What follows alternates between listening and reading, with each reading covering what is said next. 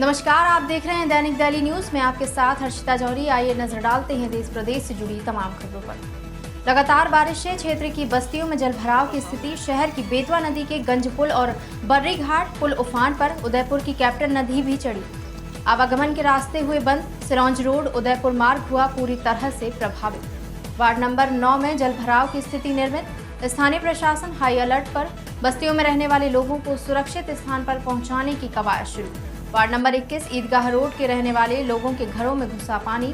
शहर में हुई झमाझम बारिश से शहर का जनजीवन हुआ अस्त व्यस्त। शहर के बेतवा नदी के बर्री घाट और गंज पुल का पानी पुलों से ऊपर बह रहा है। वहीं उदयपुर की क्यूटर नदी भी उफान पर है। शहर के बीचों बीच पाराशरी नदी का जलस्तर बढ़ने से वह भी उफान पर आ गई है, जिससे वार्ड क्रमांक 1, 8, 9, 23 की निचली बस्तियों में जलभराव की स्थिति उत्पन्न हो गई है। ईदगाह रोड में भी यही हालात बने हुए हैं। बारिश को देखते हुए स्थानीय प्रशासन भी निचली बस्तियों के रहने वाले लोगों को सुरक्षित स्थान पर पहुंचाने के लिए मौके पर पहुंचे हुए हैं। वहीं बेतवा नदी पर लोग नदी को देखने के लिए इकट्ठा हो रहे हैं। स्थानीय प्रशासन के द्वारा निचली बस्तियों पर लाउड स्पीकर से लोगों से सुरक्षित स्थान पर पहुंचने की अपील कर रही है। फिलहाल बारिश लगातार हो रही है।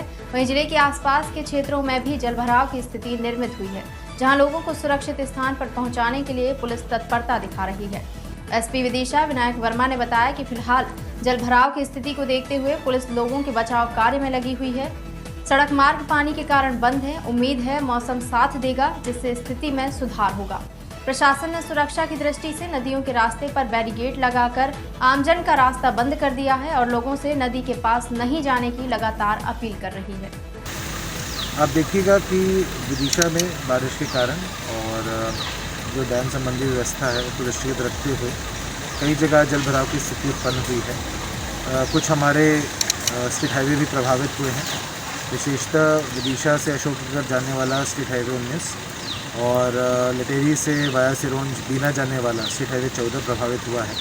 और हम ये भी चाहते हैं कि इन मार्गों पर कम से कम आवागमन हो, क्योंकि रास्ते ब्लॉक्ड हैं, इससे ट्रैफिक जैम की स्थिति बनेगी।